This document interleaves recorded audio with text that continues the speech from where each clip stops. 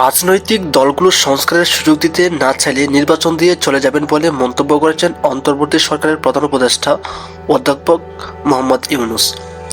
একটা জাতীয় দৈনিকের সঙ্গে সাক্ষাৎকারে এমন মন্তব্য করেন তিনি। এরই মধ্যে বড় রাজনৈতিক দল বলছে যে না, এ সরকার দ্রুত নির্বাচন দিয়ে চলে যাক।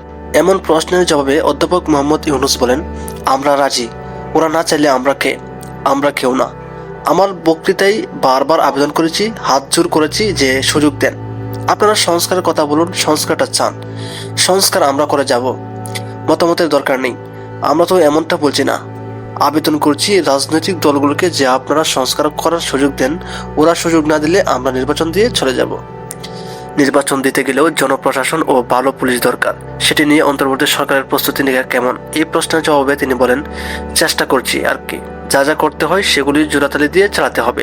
আমরা তো আর নতুন পুলিশ আনতে পারবো না, এই পুরনো পুলিশকেই জোড়াতালি দিয়ে চালাতে হবে, আমলাতন্ত্রকে নিয়ে জোড়াতালি দিয়ে চালাতে হবে। সেই জোড়াতালি দিতে গেলে দেওয়ার সময় আমরা ভুলভ্রান্তি করব, ভুল বুঝবো, সেটাও হতে পারে।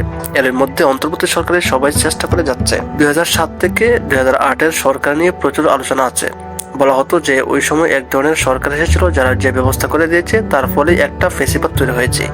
এখন অনেকে প্রশ্ন করছে, আপনারা আবার নতুন করে ফেসিবাদ তৈরি করে দিয়ে যাবেন নাকি? এই প্রশ্নের জবাবে তিনি বলেন, হতে পারে, আমি সেটার জন্যই বলছি যে সংস্কারগুলো করে দেন।